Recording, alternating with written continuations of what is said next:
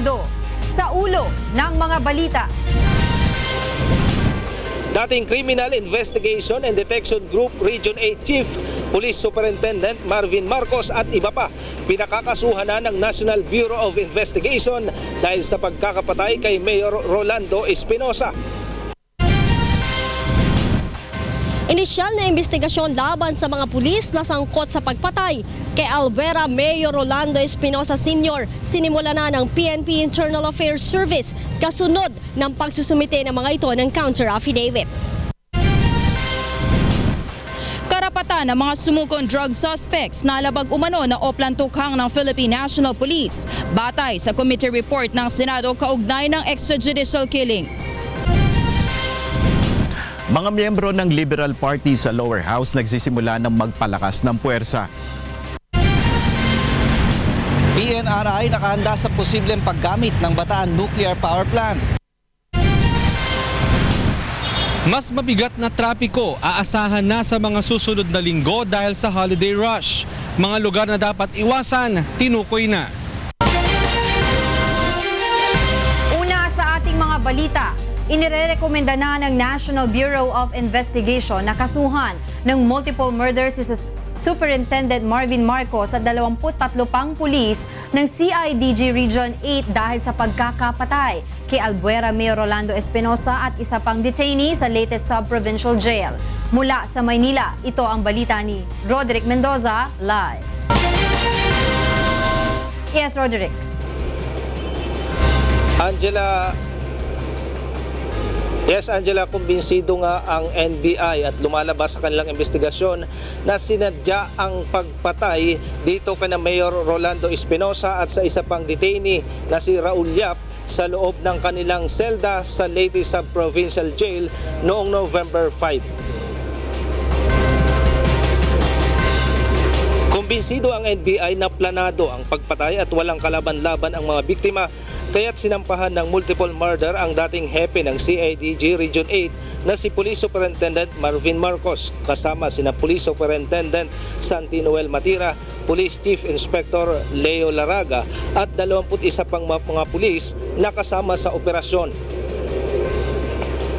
This is a premeditated killing, superiority of force, and defenseless, helpless yung victim dito. Naniniwala kaming merong criminal intent, merong pakay sila sa pagpatay doon kay Mayor Rolando Espinosa at kay Raul Yap. There was community of purpose. There was unison in their action. May pagkakaisa. That is why we are filing. There was a conspiracy. Sa aming paniniwala, may conspiracy, may sabuatan dito. Ayon pa sa NBI, rub out ang nangyari at batay sa mga tama ng bala, walang barilang naganap sa pagitan ng mga pulis at ni Mayor Espinosa. May mga testigo ring nakakita na pumasok sa selda ang isang pulis na may dalang baril matapos ang pamamaril sa alkalde. Kasi kung pumasok sila sa kwarto, kung may firefight, hindi pa makakalayo sa kwarto. So dapat yung direction ng fire ni Espinosa towards the direction of where the intruder is. May problema rin umano sa search warrant na ginamit ng CIDG Region 8 dahil nagsinungaling ang testigo ng mga pulis na si Paul Olendan na isang ex-convict. Sinasabing nakita ni Olendan ang baril at shabu noong October 28 nang bumisita siya sa selda ni Espinosa at Yap. Ngunit tumistigo ang mismong supervisor at katrabaho ni Olendan sa Leyte National High School na pumasok ito sa trabaho noong araw na yon. We believe that the search warrant was a cover to legitimize their operations. Imposible rin ayon sa NBI na may baril at shabu sa selda ni Espinosa dahil katatapos lamang halughugin ang kanilang selda ilang araw bago ang operasyon ng CIDG. At batay nga Angela doon sa inventaryo nitong jail guard, lumalabas doon sa investigasyon ng NBI na doon sa inventaryo ng mga jail guard na nagsagawa ng Oplan Galugad sa selda nila Espinosa, cellphone lamang yung nakuha sa kanilang selda nung isagawa yung paghalughog sa kanilang mga selda. Kaya kumbinsido ang NBI na nagsisinungaling itong testigo na ginamit ng CIDG upang makakuha ng search warrant. Kaya kinasuhan din ito, sinampahan din nila ng perjury dito sa Department of Justice. Angela. Maraming salamat sa iyo, Roderick Mendoza, live na nagulat mula sa Maynila. Sinimula na rin ng Philippine National Police Internal Affairs Service o PNP-IAS ang pre-charge investigation sa mga pulis na sangkot sa operasyong ikinasawi ni Mayor Espinosa matapos silang magsumite ng kanilang mga counter affidavit. Sa pagtaya ng PNP-IAS, maaaring nailabas ang resolusyon sa reklamo kina Marcos sa mga susunod na linggo. Ito ang balita ni Lea Ilagan. Nagsisimula na ang pre-charge investigation ng PNP Internal Affairs Service matapos na magsumite ang grupo ni Police Superintendent Marvin Marcos ng counter affidavit noong weekend. Ayon kay PNP-IAS Deputy Inspector General Police Chief Superintendent Leo Angelo Lioterio, mayroon silang 10 araw para tukuyin kung may sapat na dahilan upang isalang ang mga ito sa summary hearing. Sina Superintendent Marcos started and their group started submitting their counter affidavits since last Saturday evening, and the last of the affidavits arrived December 5, Monday. So right now in front of you are 19 folders containing the affidavits of the CIDG 8 and the Regional Maritime Group 8 who were mentioned in the affidavits of the inmates and the jail guards relative to the incident sa provincial jail of Leyte in Baybay City. Kapag may probable cause, mayroon silang 5 araw upang simulan ang summary hearing. Sa ilalim ng batas, may 70 araw ang IAS upang tapusin ang summary hearing, subalit maaari naman itong pabilisin ng 15 araw kung position paper lamang ang kanilang isusumite sa halip na dumalo sa mga personal na pagdinig. Ang sabi ng kung sakasakali, baka submission of position papers para it will be shorter. Wala na yung open hearing na tinatawag natin under the circular. Kaagad nila itong isusumite kay PNP Chief, Police Director General Ronald Bato de la Rosa, guilty man o acquitted sa kaso ang mga pulis upang maipatupad ang karampatang aksyon. Napol Memorandum Circular 2016-002, isa pagkatapos na may yung resolution approved ni Inspector General, then it is submitted to the Chief PNP for their perusal. Immediate action pa rin. Well, we will recommend immediate action. Sa kasalukuyan ay nananatili sa restrictive custody ang grupo ni Marcos sa Personal Holding and Accounting Unit o PHAU sa Campo Crame. Lea Ilagan, UNTV News and Rescue, Camp Crame. Samantala, inilabas na ng Senate Committee on Justice ang ulat sa isinagawang pagdinig sa isyu ng extrajudicial killing sa bansa. Nakasaad rito ang umano'y ilang paglabag ng Philippine National Police sa pagpapatupad ng Oplan Tukhang. Ito ang balita ni Joyce Balancio. Nalabag umano sa Oplan Tukhang ng Philippine National Police ang karapatan ng mga sumugong drug suspect batay sa committee report ng Senado kaugnay ng extrajudicial killings. Ayon kay Committee Chairman Senator Richard Gordon, hindi na ipapaliwanag sa mga drug suspect ang implikasyon ng kanilang pag-amin at pagsuko sa mga pulis. May violation yun ng constitutional rights ng mga tao. Kaya may abogado at saka dapat dagdagan ang turo sa mga tao ng kanilang constitutional rights against self-incrimination at saka yung kanilang mga rights against rogue policemen. Bagaman hindi nirekomenda ni Senator Gordon na ipatigil ang Oplan Tukhang, sinabi naman ito na kailangan siguruhin ng mga pulis na naaayon lagi sa batas ang kanilang ginagawa. Maliban sa Oplan Tukhang, nais rin sana ni Senator Gordon na magsumite ng report ang Police District Commanders kada buwan ukol sa bilang ng mga napapatay kaugnay ng kampanya kontra droga. Nais rin ng Senador na pabilisin ng PNP Internal Affairs Service ang preliminary investigation laban sa mga pulis na nasasangkot sa mga illegal na operasyon at maglagay na special court na siyang tututok sa mga kaso ng mga ito. Samantala, hindi naman isinama ni Senator Gordon ang testimonya ni Edgar Matubato at ang pahayag nito tungkol sa Davao Death Squad. Ngunit nirekomenda namang kasuhan ito dahil sa pag-amin sa mga pagpatay sa Davao City. Nakasaad rin sa report ang umanay hindi naging magandang asal ni Senator Laila de Lima at Senator Antonio Trillanes IV sa kanilang pagdinig ng komite. Hindi ko na nilagay na recommended for ethics. It will be up to the Senate because dadaan ito kung sila ay gusto nila mag-ethics committee. I'm minded to issue, to come up with a dissenting report. Lalo na kung ang conclusion on the EJK issue is not what I expected to be. Ipapalibot sa mga miyembro ng komite ang kopya ng report at maaaring ngayong linggo rin ay sponsor na ni Senator Gordon ito sa plenaryo ng Senado. Joyce Balancio, UNTV News and Rescue, Senate of the Philippines. Naaresto na ng Philippine National Police ang ikatlong sospek sa tangkang pagpapasabog sa Rojas Boulevard noong isang linggo. Ayon kay National Capital Region Police Office Chief Superintendent Oscar Albayalde, nahuli ang sospek sa labas ng Metro Manila matapos magpalipat-lipat ng lugar na pinagtaguan. Kasalukuyan na itong nakakulong sa NCRPO at nakatakdang iharap sa publiko bukas. Sinisimulan na ng ilang miyembro ng Liberal Party o LP ang pakikipag-usap sa mga kaalyado sa mababang kapulungan ng Kongreso para sa pagpapalakas ng kanilang puwersa. Kasunod ito ng pagbibitiw ni Vice President Leni Robredo sa gabinete ni Pangulong Rodrigo Duterte. Ito ang balita ni Nel Maribohok. Hinihikayat na ng ilang Liberal Party congressmen ng ibang kapartido sa Kamara na pag-isipang mabuti ang pagkala sa supermajority coalition.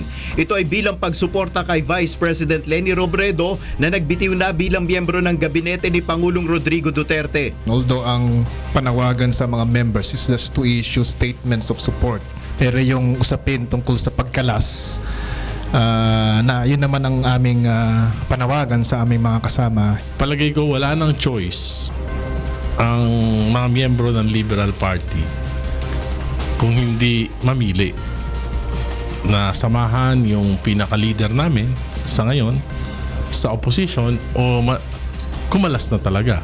29 ang LP members na nasa koalisyon, kabilang narito ang dating House Speaker na si Congressman Feliciano Belmonte.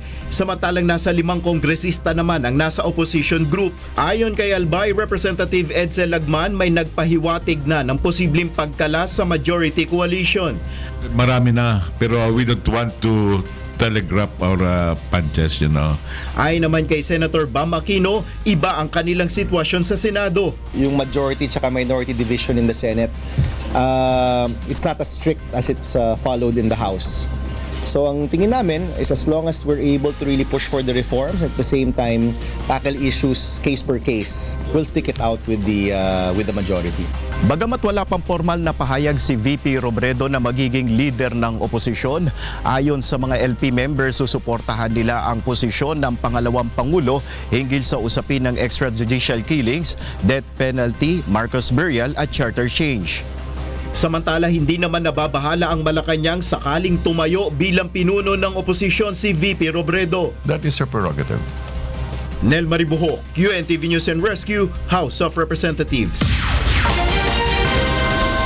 Nanindigan naman ng Malacanang na hindi usaping politikal ang dahilan ng deceased order kina Vice President Leni Robredo at Commission on Higher Education o CHED Chairperson Patricia Licuanan sa pagdalo sa cabinet meeting si Pangulong Rodrigo Duterte. Ito ang balita ni Rosalie Cos. Aminado si Presidential Spokesperson Undersecretary Ernesto Abella na hindi naging komportable si Pangulong Rodrigo Duterte na makatrabaho si Vice President Leni Robredo. Ito ay dahil sa mga politikal na pananaw ni Vice President Robredo na salungat sa isinusulong ng Duterte administration. My assessment that the President, I suppose, felt uncomfortable with her engagement in certain political actions. Hindi naman ipinagkakaila ng Malacanang ang magandang nagawa ng Vice Presidente kahit sa maikling panahon ng kanyang panunungkulan bilang housing czar. Gayunman, iginiit ni Undersecretary Abella na hindi ang pagiging membro nito ng Liberal Party ang dahilan sa pagbibigay ng desist order sa pagdalo sa cabinet meeting. It is a question of the political actions that she takes, which may be relative to, not directly the reason for. Samantala, irreconcilable difference din ang dahilan kung bakit hindi rin pinadadalo sa cabinet meetings si Commission on Higher Education Chairperson Patricia Licuanan. A circular was given. It was asking for the courtesy resignations of presidential appointees. Apparently, there was no letter submitted from the commissioner. Kahapon ay sinabi na rin ni Licuanan na susunod siya sa naturang utos ngunit nandigang mananatili sa pwesto hanggang matapos ang kanyang termino sa 2018. Rosa Licoz, UNTV News and Rescue, Malacanang. Susunod sa ito ang balita. PNRI ay nakahanda sa posibleng paggamit ng Bataan Nuclear Power Plant.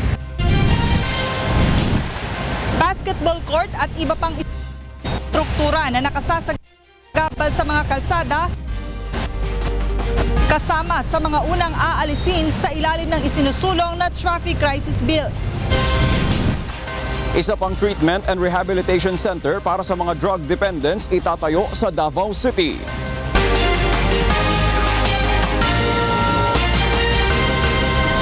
Sasakupin ng isinusulong na Traffic Crisis Bill ang pag-aalis ng mga basketball court at iba pang mga bagay na nakakasagabal sa mga kalsada na nararapat sanang daanan ng mga motorista.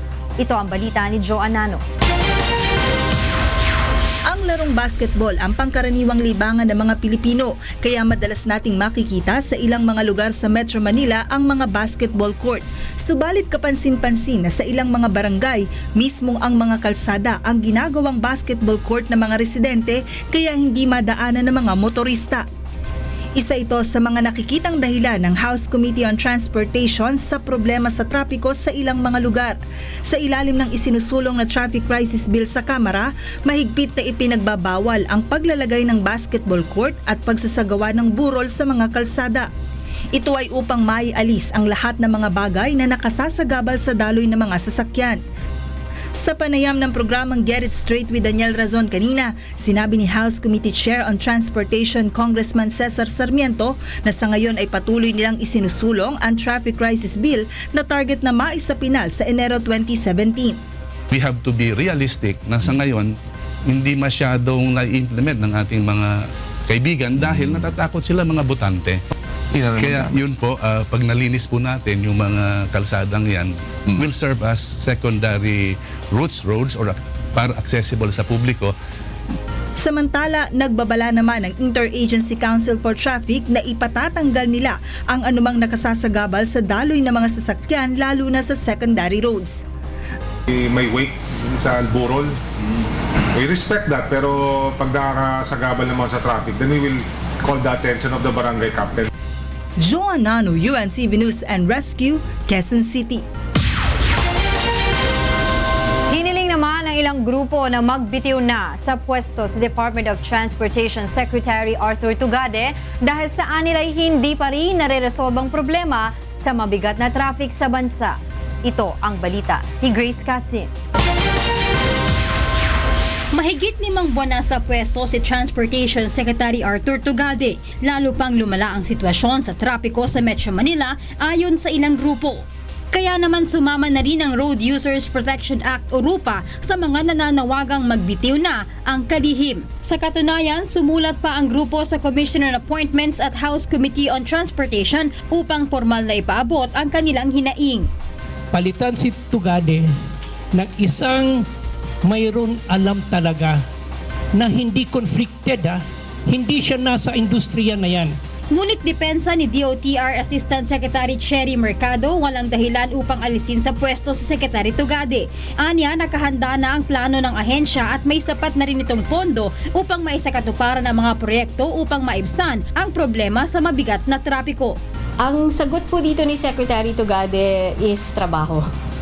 Magtatrabaho na lang at magpapakita na lang tayo kung ano yung mga pwede nating gawin. Sana lang po intindihin na yung mga problema, yung mga issues, hindi po talaga ganun kabilis masolusyonan. Pero nagtatrabaho po tayo. Grace Casin, UNTV News and Rescue, Quezon City. Philippine Nuclear Research Institute o PNRI sakaling ituloy ng pamahalaan ang plano operasyon ng Bataan Nuclear Power Plant bilang isa sa energy sources sa bansa. Ito ang balita ni Ray Pelayo. Bibilang pa ng taon bago mapagana ang Bataan Nuclear Power Plant base sa pagtaya ng Philippine Nuclear Research Institute o PNRI. Ang PNRI ay magsisilbing regulatory agency na siyang titiyak na ligtas ang magiging operasyon sakaling buhay ng planta. Ayon sa PNRI, marami pang dapat ikonsidera gaya ng struktura at lokasyon ng planta na naitayo noon pang dekada 70. Sa safety analysis report noon ay pasado sa lahat ng aspeto ang nuclear plant, subalit iba na nila ang sitwasyon ngayon. But that is at the time, 1970. So if there is new evidence, there are new studies, then we have to look at it. Ang BNPP ay nasa paanan lamang ng southwest slope ng Mount Natib. Ngunit ayon sa PHIVOLCS, nasa 27,000 taon na ang pinakamatandang charcoal deposit na nasuri sa lugar na nangangahulugang maliit ang tsansa na ito ay muling sumabog. Masyadong makapal, lumang-luma yung mga depositong nakita ng ating mga geologists. At kung i-operate man yan, kailangan ding magkaroon ka ng sensor, no? Na pang-monitor ng earthquake activity. Malayo ring apawan ng tsunami ang kinatatayuan ng planta dahil nasa 18 metro ang taas nito sa dagat habang nasa 8 metro lamang ang tinatayang tsunami na maaaring dumating sa dalampasigan nito.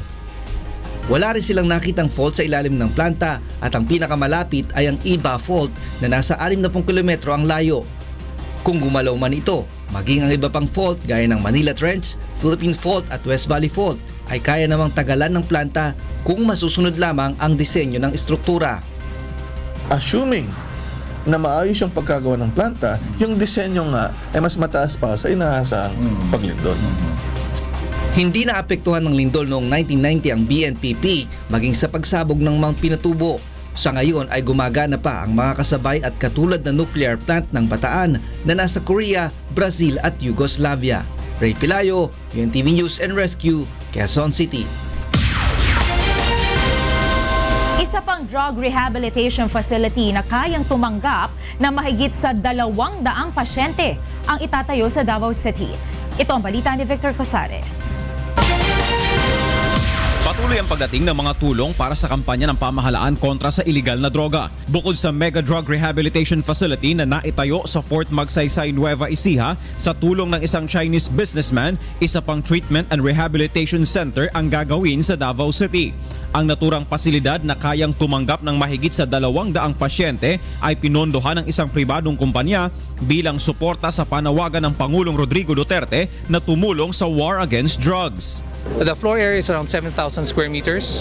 It's on 1.9 hectare land, but we're only building on 1.2 hectares. So there's room for expansion. It's 224 beds. And as I said, it's a world-class facility. Target na maitayo ang rehabilitation facility sa loob ng 1 taon at maaaring maging operational sa 2018. Sa kasalukuyan, may isang drug rehabilitation center na minamantini ang Davao City government. We should sit down with Department of Health because I think we need help for the budget, for the operations every year. 350 million pesos ang budget para sa pagpapatayo ng naturang pasilidad. Bukod sa Davao City, target din na makapagtatag ng isa pang rehabilitation center sa Camp Bagong Diwa sa Taguig City. Victor Cosare, UNTV News and Rescue, Davao City.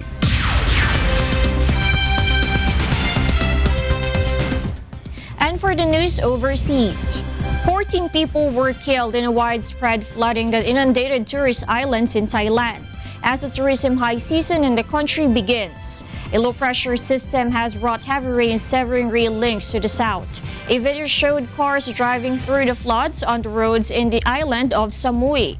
This is not the first time that Thailand experienced widespread floods. In 2011, more than 900 people were killed in floods that caused major disruption to the industry sector, cutting economic growth that year. Meanwhile, in the U.S., a South Carolina judge declares a mistrial after jurors weighing a murder charge against a white former South Carolina police officer who killed a black motorist last year say they were deadlocked. James Buntuyan reports. South Carolina judge declared a mistrial on Monday after jurors weighing on a murder charge against a white former South Carolina police officer who shot and killed a black motorist last year said they were deadlocked. Ex-North Charleston patrolman Michael Slager, 35, was arrested and charged with murder after a bystander's cell phone video showed him firing 8 times at 50-year-old Walter Scott's back as he fled an April 2015 traffic stop. 12 jurors heard 4 weeks of testimony in a Charleston courtroom and deliberated over 4 days. Slager testified on his own behalf during the state trial.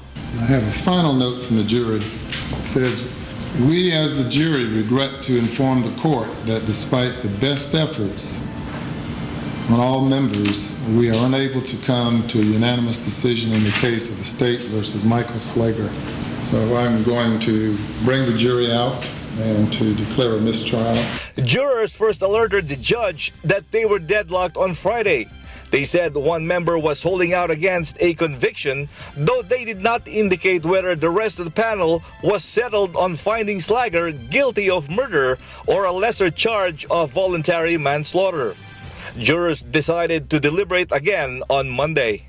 After receiving an explanation from Newman, however, they sent another note saying they would not reach a consensus. James Bontuyan, UNTV News and Rescue, Maryland, USA. And in Mexico, the 13th annual UN Biodiversity Conference kicks off in Cancun in an aim to raise public awareness about the importance of biodiversity. Arce Reyes has a full story. Con el objetivo de sensibilizar al público sobre la importancia de la diversidad biológica, se inició este fin de semana en Cancún, México, la 13ª Conferencia de Biodiversidad de las Naciones Unidas. La conferencia representa un tratado internacional para la conservación de la biodiversidad. El tema propuesto este año por México es la integración de la biodiversidad para el bienestar. El objetivo de la conferencia es contribuir a la consolidación de la eficacia y el impacto de la conferencia a través de los protocolos de Cartagena y Nagoya. El protocolo de Cartagena, que entró en vigencia el 11 de septiembre de 2003, intenta proteger la diversidad biológica de los riesgos potenciales por la modificación de organismos vivientes debido a la biotecnología moderna. El protocolo de Nagoya, que entró en vigor el 12 de octubre de 2014, tiene como objetivo compartir las ventajas del uso de los recursos genéticos de un modo justo. Overall, we are losing the battle. Species are disappearing at a horrific rate. We have lost them. We have lost many, too many, forever. Se espera que en la conferencia participen unas 5,000 a 10,000 personas, entre jóvenes, organizaciones internacionales, académicos y líderes de las organizaciones no gubernamentales y grupos indígenas, procedentes de 114 países de todo el mundo. Varios foros y pabellones tendrán lugar durante la conferencia, que culminará el 17 de diciembre. Arce Reyes, UNTV Noticias y Rescate, América Latina. Those are the stories making headlines from around the world. I'm Darlene Basingan. Good evening. Isang lalaki na umano'y sumuko sa Oplan Tokhang ng pulisya noong Sabado ang natagpuang patay sa Malvar, Batangas. Ito ang balita ni Sherwin Kulubong. Sa bakanting loteng ito ng Barangay Poblasyon sa Malvar, Batangas, natagpuan ang bangkay ng biktimang si Joven Codisa bandang alas 10 kagabi. Nagtamo ito ng isang tama ng bala sa ulo. Sa inisyal na investigasyon ng Malvar Police, sinasabing dinukot ang biktima ng hindi pa nakikilalang mga suspect habang bumibiyahe ito sakay ng motorsiklo papunta sa bahay ng kanyang kasintahan sa Barangay Bilukawa. Makalipas sumalo ang 2 oras ay natagpuan ang bangkay ng lalaki na umano'y kasusuko lamang sa Oplan Tokhang ng PNP noong Sabado. Hindi pa natin masabi conclusively na drug-related killing ito. Sa ngayon ay inaalam na ng mga otoridad kung sino ang nasa likod ng krimen. Sherwin Kulubong, UNTV News and Rescue, Batangas.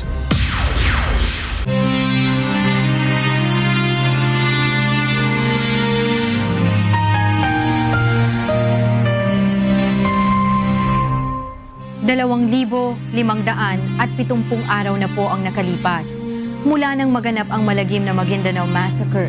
Ngunit hanggang ngayon ay naghahanap pa rin tayo ng katarungan sa mga biktima ng malagim na krimen.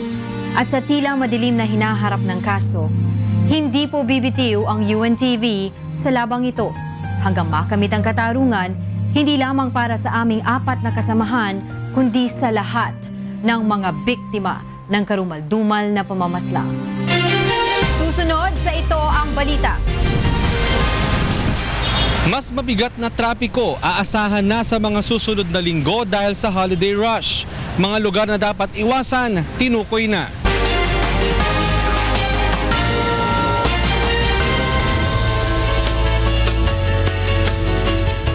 Alamin natin ang latest sa lagay ng panahon mula kay Ray Pelayo na nasa UNTV Weather Center. Ray, may panibago bang bagyo o LPA na makakaapekto sa ating bansa? Magandang gabi, Angela, at sa ating mga kasambahay. Sa ngayon, wala pa nakita ang pag-asa ng panibagong LPA o bagyo na makakaapekto sa ating bansa. At ito namang amihan ay patuloy na nakakaapekto sa may Northern Luzon. Umiiral ngayon itong ITCC nasa equator area at inaasahan ng pag-asa na sa mga susunod na araw. Posibleng dyan manggaling yung bagyo o LPA na makakaapekto sa ating bansa, Angela. Sige Ray, bigay mo na ang magiging lagay ng panahon sa magdamag. Narito po ang magilagay ng panahon sa mga susunod na oras. Yung nga pong amihan ay nakaka-apekto sa Northern Luzon habang yung easterlies ay dito naman sa nalabing bahagi ng eastern section ng ating bansa. Sa forecast po ng pag-asa, yung area po ng Northern Luzon, makulimlim at mahinang mga pagulan na posible pong maranasan samantalang sa Metro Manila at nalabing bahagi naman ng Luzon makakaranas po ng partly cloudy to cloudy skies at meron din pong mga pag-ambon at thunderstorms na tinatawag po natin. Sa Science Garden sa Quezon City, maaari pong umabot sa 31 degrees Celsius ang maximum temperature bukas, 29 sa Tuguegarao sa Baguio, 15 to 24 at sa area po ng Puerto Princesa City sa Palawan hanggang 30 degrees Celsius. Bahagya maulap hanggang sa maulap din po ang papawirin sa may area ng Visayas. Yung area po ng Samar at Leyte, mas malaki naman ang tsansa na magkaroon ng mga pagulan, pagkidlat at pagkulog. Sa Iloilo City, Metro Cebu and Tacloban City hanggang 31 degrees Celsius ang inaasahan po nating maaabot na temperatura bukas. Sa Mindanao area ay makakaranas po ng fair weather pero yung Caraga region mas malaki ang tsansa na magkaroon naman ng mga thunderstorms. Ang temperatura maaari pong maabot ay 32 degrees Celsius. Samantala ang atin pong sunrise 6:08 AM at naman pong sunset 5:26 PM. Yan ang ating ulat panahon. Umulan man po't umaraw, huwag nating kalilimutang pasalamatan ang Diyos na lumana. Balik po sa inyo dyan. Maraming salamat sa iyo, Ray Pelayo, mula sa ating UNTV Weather Center. Pinaghahanda na ng Interagency Council on Traffic ang mga motorista dahil sa inaasahang pagbigat ng trapiko sa mga susunod na linggo bunsod ng holiday rush. Ito ang balita ni Monokson. Ang malaking volume ng mga sasakyan at mga nakabinbing road at infrastructure projects ang ilan sa mga dahilan ng mabigat na traffic ngayon. Kasabay pa nito ang pagdami ng mga namimili at namamasyal sa mga mall bunsod ng papalapit na holiday season. Kaugnay nito, nagbabala ang Metropolitan Manila Development Authority sa posible pang pagbigat ng traffic sa EDSA, lalo na sa mga kalsadang malapit sa malls. Hingin po namin sa private sector, kami po sa AYAC, talagang be patient, be more understanding, and really plan your day. Well, we're managing it. Tinukoy na rin ng IAC ang mga lugar dapat iwasan ng mga motorista, kabilang na ang Ross Boulevard, Osmeña Boulevard at A. Bonifacio na ruta ng malalaking delivery trucks. Pinaiiwasan na rin ang Divisoria area, Jose Abad Santos at Plaza Ruiz dahil sa pagdayo ng holiday shoppers. Mabigat na traffic rin ang maaaring maranasan sa Blumentritt at Aurora Boulevard, V-Mapa Extension at Ramon Magsaysay Boulevard dahil daanan ito ng mga sasakyan mula sa Quezon City at San Juan area. Makakadagdag naman sa volume ng mga sasakyan, lalo na sa mga toll gates sa NLEX at SLEX kapag naglabas na ang LTFRB ng special permits. Inaasahan na sa susunod na linggo ay dadagsa na rin sa mga bus terminal, airport at mga pantalan ang mga pasaherong uuwi sa mga probinsya para sa holiday season. Tiniyak naman ng ahensya na ginagawa nila ang lahat ng paraan upang kahit papaano ay maibsan ang problema sa trapiko. Pagtutok sa mga illegal parking sa mga side streets para nagagamit natin itong alternative route. Babalik-balik po dyan yung ating mga traffic enforcers clearing. Kulang po ang ating traffic enforcers. We need the discipline of the people also. But we're using them full force. Payo rin ng IAC sa publiko na planuhing mabuti ang lakad at humanap ng mga alternatibong ruta upang makaiwas sa abala. Mon Hocson, UNTV News and Rescue, Quezon City.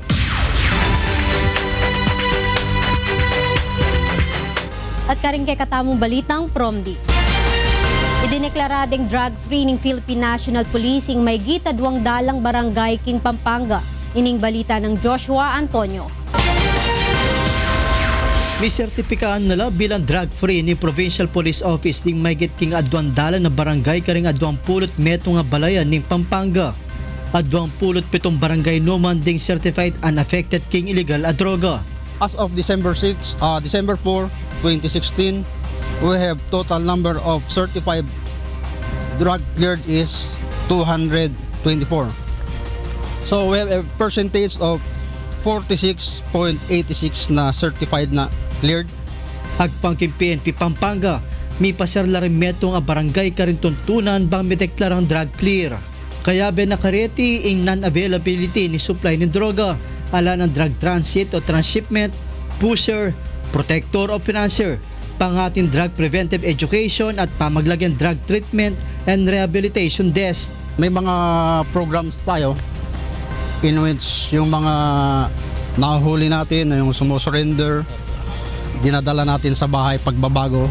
Ngeni at chula pa king adwandalan at 54 king kabilugan, 4 aralan at 76 barangay king lalawigan ing lilinisan na pamuri ng otoridad bilang king epekto ng illegal a droga. Joshua Antonio, UNTV News and Rescue, Pampanga. Kuyeng bayong leader na ning Armed Forces of the Philippines Cebu Central Command natutukan ning pamagpanatili king kaayusan ng pangkapayapan, partikular na karing lugar a pupunta landaring turista king Visayas. Agpangkang Major General Oscar Lactao, magsagawa na lang intelligence sharing karing aliwang kampo bang abaluda ing posibleng plano ning pamagatake king karelang lugar. Ituloy na lamurin ding programa ng AFP Cebu Command Exercises bang asukad ding pamagsadya daring sundalo. Yes, and I assure you that your armed forces will always be on the job. Hindi kami bibitaw to support our mga kababayan natin. Ang pinaka-bottom line is we should be able to provide security sa ating mga kababayan, human security. Pelitan ng Lactao ng Lieutenant General Raul Del Rosario ang makadistino ng King Western Command ng AFP King Palawan. Dadalan lang ni King Rehabilitation ding mapilang open dump site King Probinsya na ng Cavite kay bat na yung pepasara ng lokal na gobyerno anyang Hulyo. Ining balita ng Randy Forastero. Abandonado at tuyo na ang mga basura sa isang dump site sa may barangay Pasong Kawayan 1 sa General Trias City, Cavite. Isinasailalim na ito sa rehabilitasyon matapos itong ipasara ng lokal ng pamahalaan noong Hulyo. Kabilang ito sa ilang open dump site sa lalawigan na ipinasara matapos na maiulat ng DENR noong 2013 ang patong-patong na paglabag ng mga ito. Nakapag-submit ng 10 years solid waste management plan together with the rehabilitation plan. So, nire-rehab na natin ngayon lahat yung mga open dump site. Inaasahan naman na tatagal ng 2 taon ang rehabilitation process sa mga dump site. So, yung tinitingnan natin na magpo-provide yung provider natin ng waste energy plant, part of the is yung mga dati mga basura na nasa dump site, i-treat din nila yon. Ayon sa mga residente, malaking kaalwanan sa kanila na naipasara ang naturang dump site. Maigi naman. Wala na kaming naaamoy ngayon. Luminis po ang barangay Pasong Kawayan 1. Patuloy naman nagpapaalala ang mga otoridad sa mga residente na ayusin ang pagtatapon ng basura at kung maaari ay mag-recycle ng mga plastic na maaari pang mapakinabangan. Randy Forastero, UNTV News and Rescue, Cavite. At yan ang kakatamong balita, bating miyayaliw ang lugar king kakatamong bansa. Ako, Ifrima Salonga Gloria, Maya Pabeng.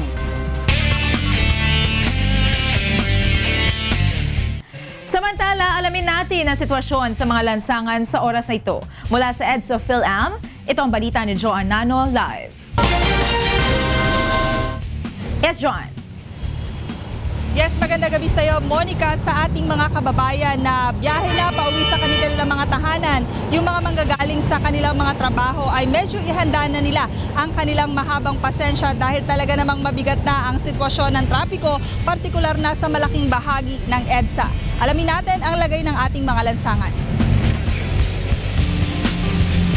Sa mga kasangbahay po natin na biyahe na pabalik ng Quezon City, kung kayo po ay manggagaling sa area po ng Makati, magiging mabigat na po ang sitwasyon ng trapiko sa mga oras na ito. Para po sa mga daraan dito sa may EDSA northbound, simula po dyan sa may area ng Ayala Buendia hanggang sa may Kalayaan Estrella, ay mabagal na po ang daloy ng mga sasakyan. Gayun din, heavy traffic na po ang mararanasan ng ating mga motorista sa may bahagi ng EDSA Guadalupe hanggang sa may area ng Ortigas, gayun din po dyan sa may White Plains, Connecticut.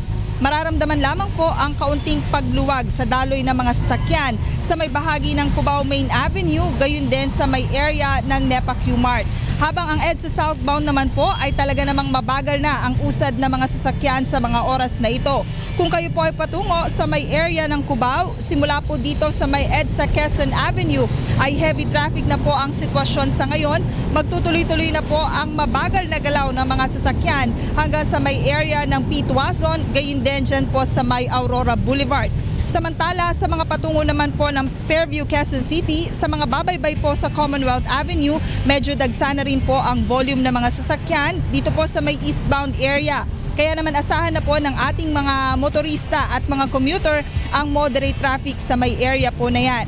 Heavy traffic naman po ang sitwasyon na mararamdaman ng ating mga kababayan na nasa may westbound area. Ito po yung mga magmumula naman po dyan sa may Tandang Sora hanggang sa kayo po ay makarating sa may elliptical road. Gayon din sa mga papalabas po ng EDSA Quezon Avenue ay mabigat na po ang sitwasyon ng trapiko. Silipin naman po natin ang ilan po sa ating mga live points dito po sa may EDSA Guadalupe. Sa ating pong mga motorista na manggagaling po ng Guadalupe at kayo po ay patungo po sa may area ng Shaw Boulevard ay mabigat na rin po ang daloy ng mga sasakyan sa mga oras na ito. Gayun din, heavy traffic naman po ang sitwasyon na mararanasan ng ating mga commuter para naman po sa mga manggagaling ng Orense patungo po ng Ayala, Makati.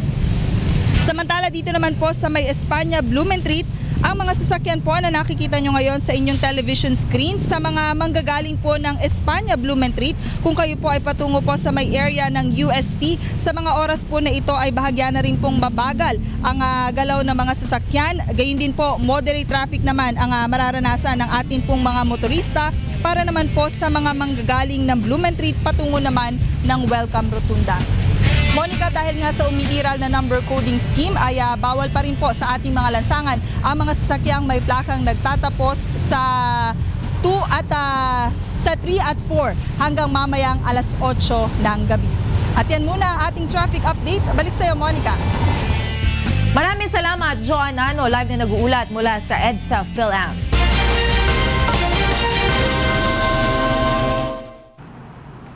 Alinsunod sa advokasya ni Kuya Daniel Razon na tulong muna bago balita, sumailalim na rin sa isang emergency response training ang mga correspondent at volunteers ng UNCV sa Singapore. Ito ang balita ni Aga Kaakbay.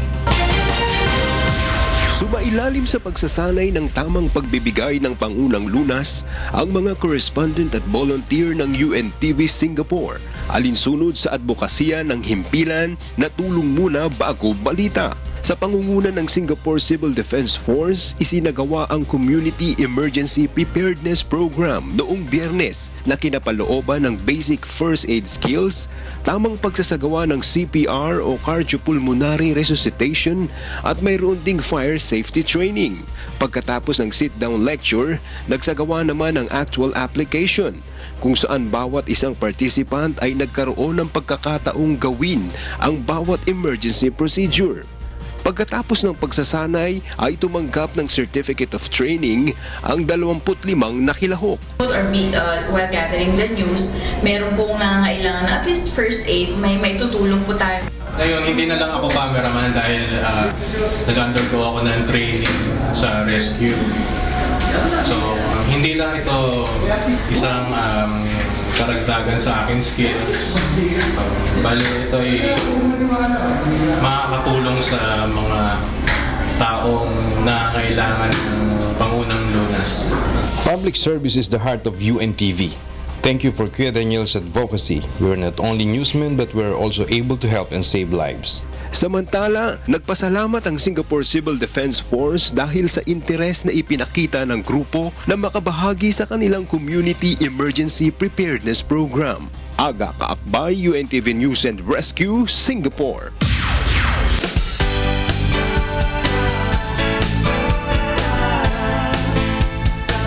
Halos 500 inmates sa Bureau of Jail Management and Penology o BJMP sa Cainta, Rizal ang napaglingkuran ng libreng medical mission at legal services ng UNCV at mga kapartner nito sa public service. Ito ang balita ni Jenica Cruz. Mula sa iba't ibang barangay at bayan sa lalawigan ng Rizal, dinala naman ng UNTV at Members Church of God International ang serbisyo publiko sa loob ng kulungan. Kasama ang Philippine Dental Association, tinungo ng grupo ang Bureau of Jail Management and Penology sa Cainta upang magsagawa ng libreng medical mission at legal services. Marami sa mga inmates dito hindi pa makalaya dahil sa kakulangan sa atensyong legal. Kaya naman sinamantala ng mga ito ang pagpapakonsulta sa mga abogadong kasama ng grupo. Laking tuwa din naman ng mga detainee dahil nabigyan sila ng atensyong medikal lalo na at marami na rin ang nagkakasakit sa kanila. Laking tulong sa mga katulad namin kasi marami rin may mga sakit sa amin sa maraming walang dalaw eh. Siyempre, unang-una nagpapasalamat kami sa mga kapatid natin sa dating daan. Sobrang napakalaking naitutulong sa amin. Wala kaming kakayanan para magpa-check up sa mga ospital. So sila mismo yung tumutulong sa amin para mapatingnan ng aming mga kalagayan dito. Sa mahigit 500 inmates, 446 ang nakapaglingkuran sa libreng medical, optical at dental consultation. Mayroon ding nakapag-laboratory test at mga nabigyan ng libreng gamot. Lubos namang nagpapasalamat ang BJMP Cainta Rizal sa walang sawang pagtulong ng UNTV at mga partner in public service nito. Ako'y nagpapasalamat sa ating Panginoong Diyos at isa kami sa nabigyan nyo ng pansin. Iyon yung pinoproblema namin as jail officers kasi safekeeping and rehabilitation kami. Doon sa aspetong rehabilitation, kailangan talaga namin yung tulad ninyo na magbibigay din ng ayuda. Samantala, maliban sa hiling na medical mission na tinupadan ng grupo, may isa pang kahilingan ang warden ng Cainta BJMP. So, Brother Eli at saka kay Kuya Daniel, sana makita ko kayo ulit sa personal. Nakita ko sila matagal na doon sa PICC. Yan ang wish ko, makita ko sila ng personal. Jenica Cruz para sa Serbisyong Kasangbahay. At yan ang ating balita sa public service ngayong gabi. Ako po si Talia Javier. Balik sa inyo, Angela and Monica. Maraming salamat, Talia. Pero bago tayo magtapos, i-congratulate natin ang ating mga programa dito na napanalunan sa actually ginaganap ngayon yan. Doon nagpunta sila Miss Annie, sila Attorney Reg, at saka si Doc Lady Tagulaw upang irepresenta of course ang SK, ang Serbisyong Kasambahay na programa, and of course irepresenta naman ni Attorney Reg si Kuya Daniel Razon para sa award na kanila matatanggap sa National Consumer's Choice Award. Congratulations. Bukas malalaman natin yung buong detalye ng award na excited. yan. Kaya wala rin si Attorney Reg dito, siya yung tumanggap, diba? Congratulations. At yan ang naging kabuuan ng ating balitaan ngayong gabi. Aming inilahad ng buong katapatan kung paano namin nasaksihan. Kayo'y makapagtitiwala na ang aming nakita at narinig ang aming ibinabalita. Magandang gabi.